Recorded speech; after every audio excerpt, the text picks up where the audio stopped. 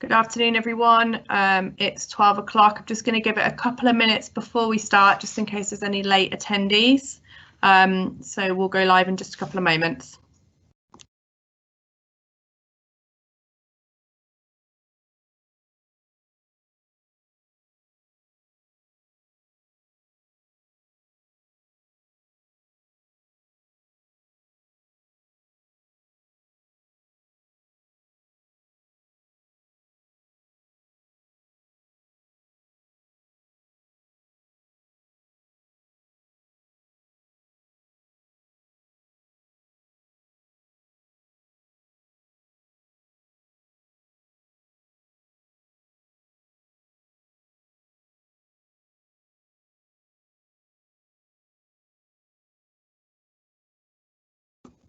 Okay, so good afternoon, everybody.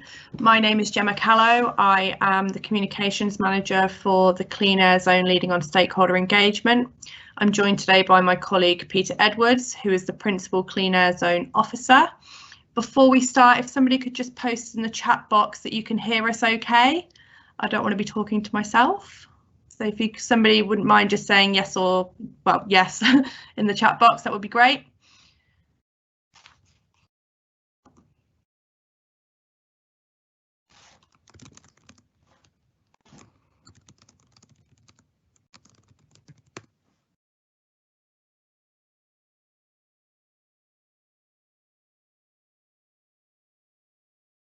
Not seeing anything from anybody.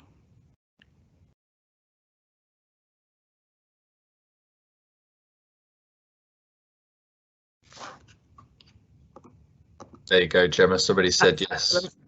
Brilliant, thank you so much. So just before we start, just a couple of housekeeping rules, I guess. Both Peter and myself are working from home where there are children and dogs, so apologies in advance for any background noise that may come through unexpectedly. Just to say that this webinar is being recorded, and we will send a link to this recording after the event to everyone who's registered, so you can watch again, share with family and friends, etc. So on that note, we'll get started. Okay.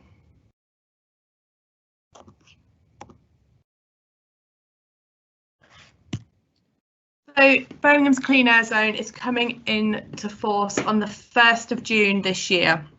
The reason that it is being introduced is because poor air quality has been declared a national health emergency. Some figures on the screen now will show you how it's impacting here in Birmingham. So it's contributing to up to 900 premature deaths every year. Gemma, sorry to interrupt. Sorry, the slideshow hasn't gone full screen and hasn't moved on to the second slide. I don't know if it's not gone into slideshow. Bear with us 1 second. Apologies. Not at my end anyway. I assume I see that as the same as the participants. You should do, yes. Apologies everybody for this. Okay, can you see that? Yeah, that's better. I'll go back on mute. Thanks, Gemma. Okay, apologies for that, everybody. So as I was saying, the Clean Air Zone will come into force on the 1st of June this year. Air pollution has been declared a national health emergency and is linked to some of the conditions you can see on screen. In Birmingham, it contributes to up to 900 deaths every year and is linked to conditions such as asthma, obesity, cancer, heart disease. Has an extra detrimental impact on the vulnerable and the deprived, particularly children who are closer to the ground, closer to the exhaust fumes, and therefore inhale 3 times as much air pollution as adults do. So on screen now you can see some of the research that was undertaken that shows that 50% of journeys into the Clean Air Zone pre-COVID were undertaken by car. Of those journeys, 250,000 every day were less than 1 mile.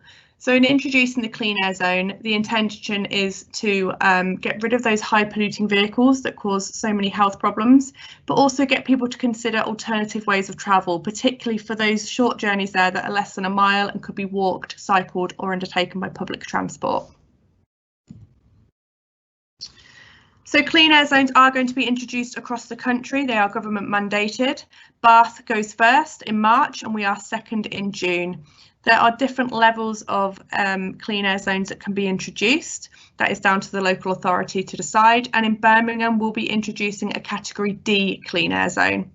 So category D means that we will be charging non-compliant vehicles that include private cars. Bath, category C, won't be charging private cars, but we will be.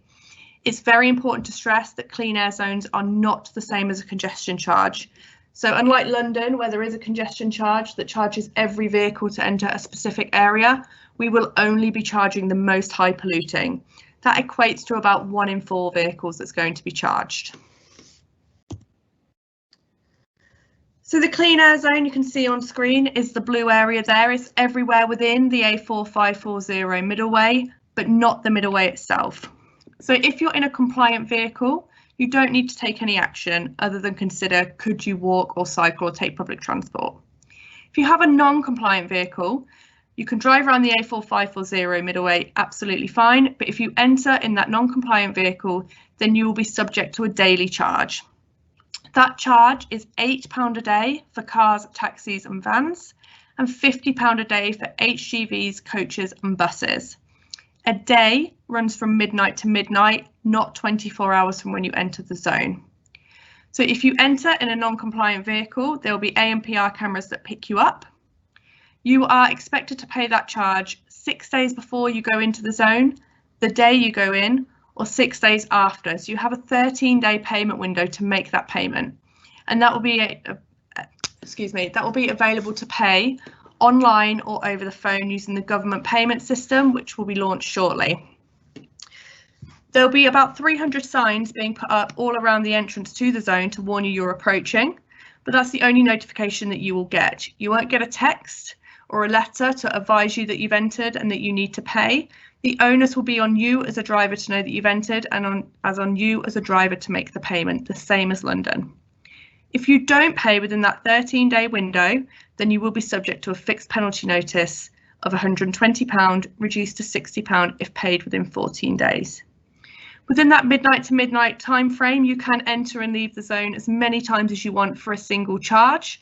But if you drive in at 10 PM, leave at 2 AM and cross that midnight threshold, you'll be subject to 2 charges. So what is a compliant vehicle? So the easiest way to check is to go onto the Brumbury's website. From there, you can go on to click a link to the government vehicle checker, where you can input your registration details and it will tell you whether or not you'll be subject to the charge. It will also tell you whether or not you're like to be charged in Bath. As mentioned, because they aren't charging private vehicles, you're likely to see no charge for Bath, but potentially a charge for Birmingham if you're in a non-compliant vehicle. So it's just important to understand there are different zones operating. So what it means though, roughly, that the emission standards for a petrol vehicle, if you have a Euro 4 standard petrol vehicle or better, or a Euro 6 diesel vehicle or better, you won't be charged. Nor will you be charged if you have a gas Euro 6, fully electric, fully hydrogen fuel cell or hybrid electric meeting those Euro 4, Euro 6 standards. You can find those standards in your V5C logbook, but as an approximate guide, and it is approximate, most petrol vehicles from 2006 onwards should be compliant because that's when Euro 4 started to come in. And most diesel vehicles from September 2015 onwards should be compliant because that's when that standard started to come in. But the easiest way is to go on the Brumbury's website, click the link to the government vehicle checker and input your vehicle registration details. So the objective of the Clean Air Zone, despite what media reports may say, is not for the council to make money. If we make no money from the Clean Air Zone, then we've achieved our objective because that means we've improved air quality in the city centre, and that's what we are setting out to do. If we do make any money, which we will initially, particularly in the early stages, we know that, that money has to be reinvested in transport related projects and policies. It cannot be used to fund things like bin collections or repairs on the floozy and the jacuzzi. It has to bring forward policies that will encourage more active and sustainable travel and public transport use. Other ways it will also be used is controlled parking zones. So all around the border of the zone, we will introduce controlled parking zones for residents so that they don't find their spaces are blocked up by people who dump their cars and cross the line in to avoid paying the charge. Other ways that we're looking to spend the money are funded for hydrogen bus pilots, city centre pedestrianisation, and as I say, an enhanced programme of active and sustainable travel. So that's bringing forth bus lanes and things like that, and cycle lanes, my apologies. So as I say, this is not a money-making exercise. This is purely designed and intended to clean up air pollution in Birmingham city centre that is having a serious detrimental impact on health. I will now hand over to my colleague Peter, and he will talk through the support that's available. Thank you, Gemma. Good afternoon, everybody. My name is Peter Edwards, Principal Clean Air Zone Officer with overall responsibility in particular for delivering the exemptions package within the Clean Air Zone programme. Just to give a bit of background as to where these exemptions have come from and how these were determined. So in 2018, a consultation was conducted by Birmingham City Council on the Clean Air Zone. That consultation was not, should we do a Clean Air Zone? It's mandated by central government. As we've already heard from Gemma, it's a public health emergency. So we had to do a Clean Air Zone. It was how should we do it, and and particularly in relation to this, who should get the most support, and who do you think would be most vulnerable to these changes? Because we do appreciate that obviously this is a new concept outside of London. We will be the second Clean Air Zone to go live, and that this is going to have an impact on people. So you can see here on screen the main groups of exemptions that we have, and these are available to apply for as we speak on the Brumbreeds website. So starting with the residents, people who live within the Clean Air Zone, they can access a 2-year exemption. But given the audience on this call, the one that we're going to focus on most is what we call the Clean Air Zone workers exemption, and that is for 1 year. These exemptions, it's important to note, across the board are for 1 year from the date the zone goes live on the 1st of June. It's not 1 year from when you apply. It's 1 year from the 1st of June, so until the 31st of May 2022. So the workers exemption is aimed at people earning less than £30,000 a year in the zone and working for a minimum of 18 hours a week within the zone. And on the next slide, we'll just touch on kind of how we want you to prove that and how you go about applying for that exemption. But while we're here, just to talk about the fact that commercial vehicles, so if any of you run your own commercial fleets and vehicles that are registered within the Clean Air Zone, can also access a 1 year exemption. And to note that visitors to the medical centre and to the Children's Hospital and 2 other medical centres that offer out-of-hours services or emergency services within the zone, visitors, patients going there in a non-compliant car will be able to access an exemption also. Just move us along, please, Gemma. Thank you. So given that this is a webinar, especially for people that work in the zone, we thought it would be worthwhile giving you a bit more detail on what you need to do to apply and that basically, and how you go about it. So as I said, the application process is front and center of our website. You can apply now. If you go to the front page, the first thing you'll see is check your vehicle, and the second thing is apply for your exemption. We have terms and conditions that stipulate it's very clear whether or not you're eligible, in line with what was on the previous slide, and a guidance document which helps show you how to use the software system that we're using. It's very simple. It's a 2-stage process. You set up an account, you tell us which exemption you want to apply for, and it's important to note that if you're applying for a worker exemption, that when you set up your account at that first stage, it does say this on screen, but while we're here, it does say please use your work address. So don't put your home address, because if that home address is outside of the Clean Air Zone, it won't let you move forward. But there is help text on the screen to help with that. And then you just need to give us some details about your vehicle, answer a couple of questions, and then most importantly, we need you to submit evidence to show that you are in fact eligible for this. So the key one, well, they're all key. First one being to prove that you are the registered keeper of a non-compliant vehicle. So again, just to stress, like Gemma said, please do not apply if your vehicle is compliant. And if you're compliant, you don't need an exemption. You can drive your vehicle through the zone and nothing will happen. Then what we need from you is a letter from your employer on headed paper, official paper, stating that you, Joe Bloggs, work at said place within the Clean Air Zone and your weekly hours. That letter does not need to contain your earnings, because as you can see below, we ask for that in a separate documentation. There is a model letter on our website, because we've had some issues with this. There's a model letter on our website which shows what we expect, and if we don't get the right information, we will contact you and ask you for more information. So if you're successful in applying for this, you will get a 1-year exemption from charging for the Clean Air Zone. Okay, I think I've covered everything there. On to the next slide, please, Gemma.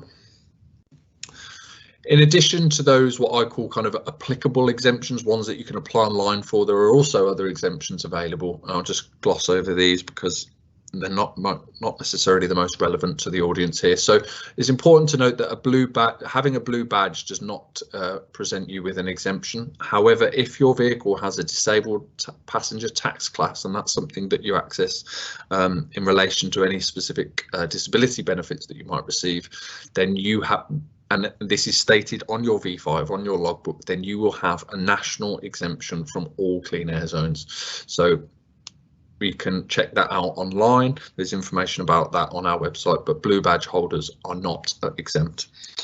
Motorcycles are exempt. Showman's vehicles are exempt. So that is vehicles used for fairgrounds, that sort of an event. Historic vehicles, so that's over 40 years old. Specialist vehicles such as the emergency services, gritters, recovery vehicles, that sort of thing.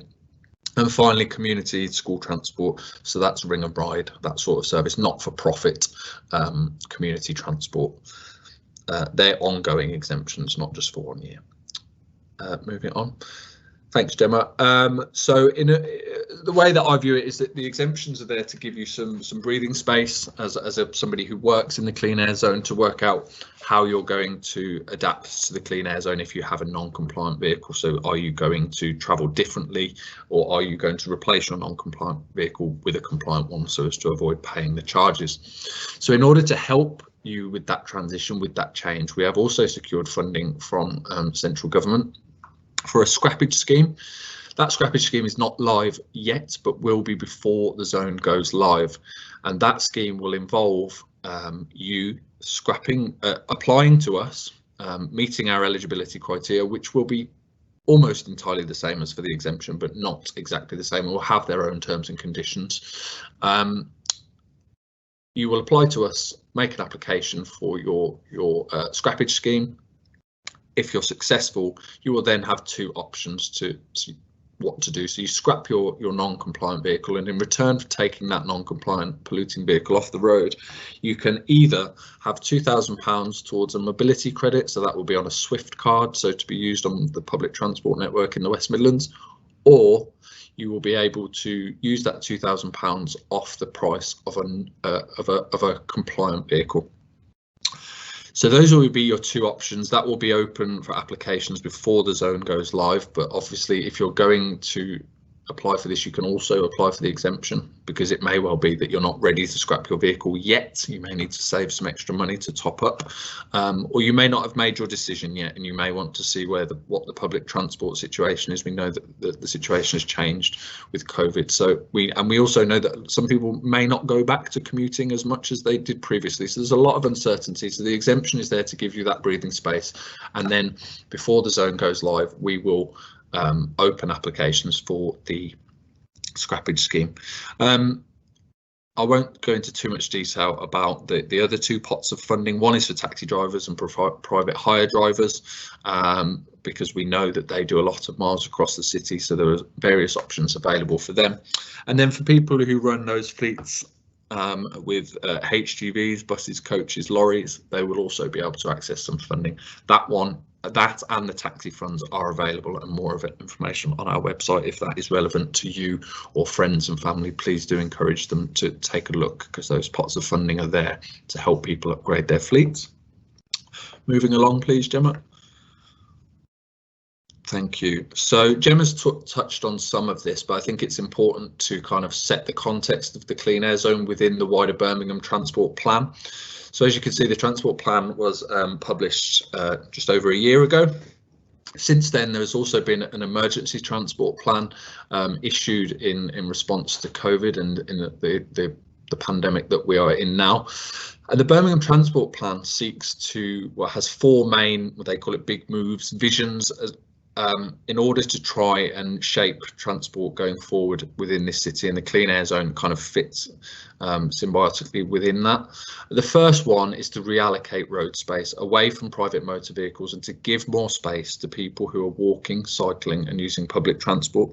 So you may have seen new bus lanes, temporary bus lanes, bus priority, bus gates, cycle lanes that have been put in using kind of wands and cones during the pandemic. Some of those schemes will be made permanent. There is more funding to make them permanent or to improve them. So those schemes are going in across the city to give people another option rather than their own private motor vehicle. The next vision is to transform the city centre, and again to make the city centre more accessible, more pleasant for people who are walking, cycling and using public transport. So one of the things that has been published in the media about this is the idea of a cells approach, where the city centre will be split into cells, similar to something that's been done in Ghent, a Belgium city, whereby you will be able to drive into the city centre, but if you wish, for the sake of having an example, to drive from Digbeth to, say, the Jewellery Quarter, you would not drive straight across the city centre. You would have to come back out and use the ring road, so making it less convenient for people work in a private motor vehicle, but more convenient and pleasanter for cross-city bus services and again people walking and cycling. Some pedestrianisation schemes going into the city centre. Prioritising active travel in local neighbourhoods, so again making those short journeys that people often drive, and we saw that stat about the number of journeys by car in this city under 1 mile, making those journeys easier for people to travel actively. So low traffic neighbourhoods is something that is being implemented nationally, and we now are seeing some of those going in across the city. In Birmingham, Bourneville, Castle Vale, Lascelles, these measures are going in. And then finally, Gemma's already touched on this, to try and manage, to use parking as a travel demand management tool. So removing free parking from within the city centre, putting in those controlled parking zones so that residents in and around the clean air zone aren't negatively impacted, and simply removing some car parking in order to go back to the first one, to reallocate road space. So instead of having a row of parked cars, perhaps having a cycle lane. So these are all the measures that are coming in support of and in collaboration with the clean air zone to give people more options and to move away from our over reliance on private motor vehicles. Next slide, please. So the next slide kind of sums all of this up. The clean air zone is being used as a kind of an enabler of change. We've already seen some of that change, so we already know that large portions of the Birmingham taxi fleet have already upgraded their fleet in preparation for this. We've seen that National Express have turned almost all of their vehicles into compliant Euro 6 vehicles and are now going even further and are putting electric vehicles, and we've secured funding for hydrogen buses as well. So we're seeing this change already, but it's important to stress that this isn't just the responsibility of Birmingham City Council. We're in a climate emergency. We're also in a pandemic, a respiratory pandemic across the world. So it's important to note that this isn't just the responsibility of Birmingham City Council. We are doing a lot, but it's also a responsibility of individuals and businesses to think about how they travel, how their businesses operate, and could they contribute to this. So another area where Birmingham City Council is supporting is the expansion of the electric vehicle charging points across the city. I'll just mute you there, Gemma. And then we're also looking to purchase up to 50 electric Hackney carriages to encourage adoption of this technology within the taxi fleet. So there's a lot of work going on outside of the charging clean air zone to try and help people and give people more options across the city. Next slide is the final slide, I believe, please, Gemma. And that's simply just where to go to get any more information. There is our website, as we've already stressed repeatedly. Please go to the website, please check your vehicle. If you're not compliant, then you can look to see if you're eligible for some of those exemptions and some of that funding. There's a wealth of information on there. If you can't find what you're looking for, if we can't answer the question today, then please email us at cleanair@birmingham.gov.uk, and you can sign up for our monthly newsletter, which is where we will make big announcements. So one of the key ones upcoming before the launch will be that scrappage scheme that we talked about and is particularly relevant for people listening on this call. So now I think Gemma will minimise the slides and we will answer. I can see 6 questions at the moment available, so I will just put myself on screen. So we're looking at something different. Bear with me a sec, I drink some water.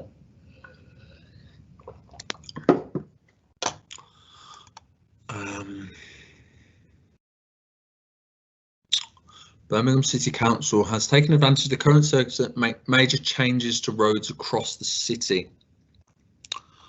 Are there or will there be maps that we can share with employees?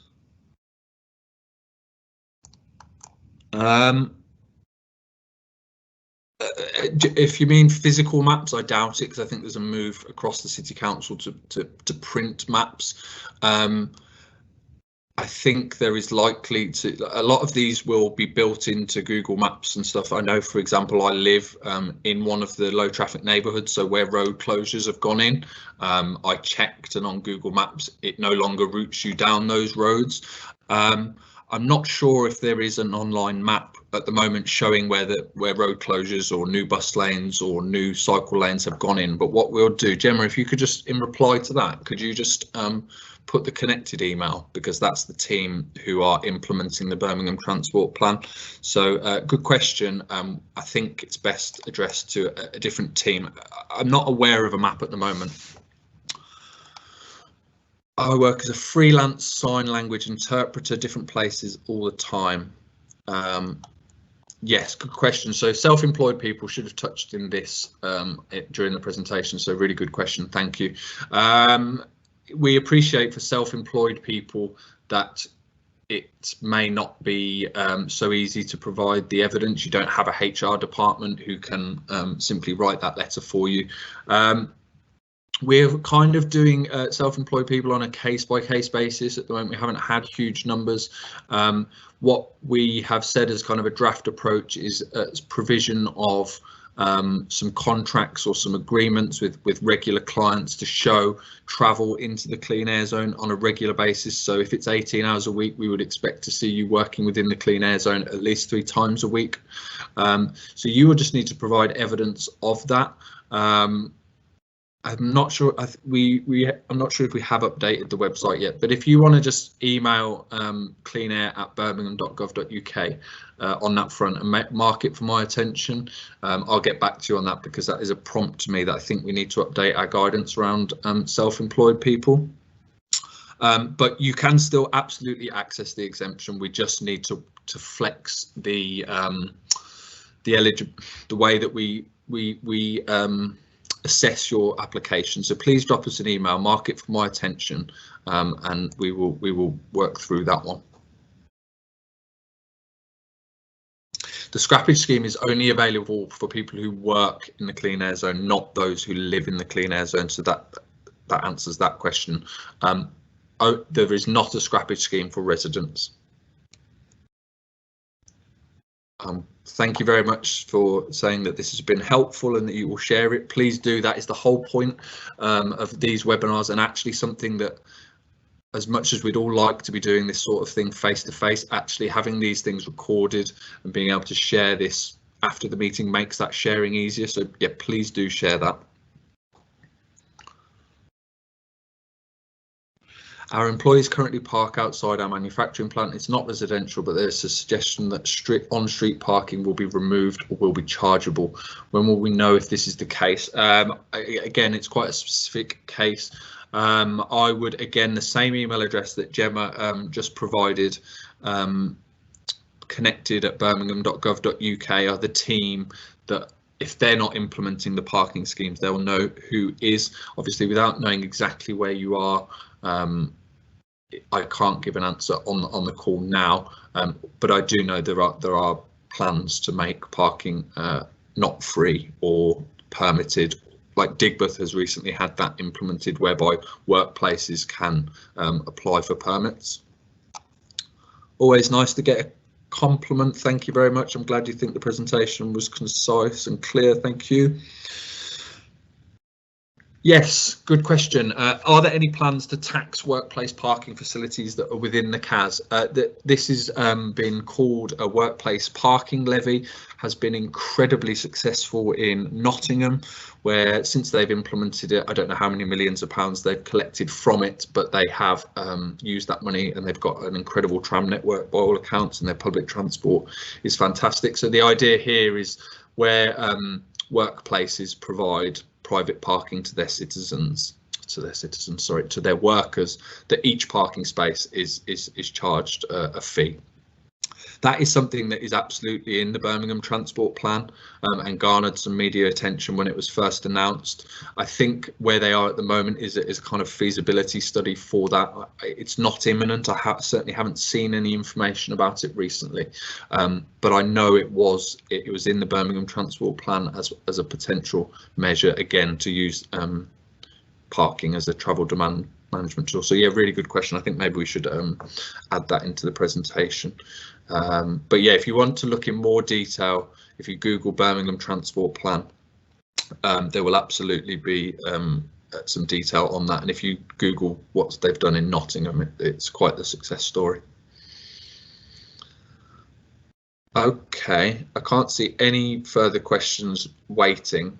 So what we tend to do at the end of these things is just to kind of, I'll go on mute for just a couple of seconds, a couple of minutes, in case any further questions arise. If not, our email is there, the website is there. Hopefully we've answered plenty. So I'll just go on mute for a second, see if there's any further questions, and then we'll end the call if not. Thank you.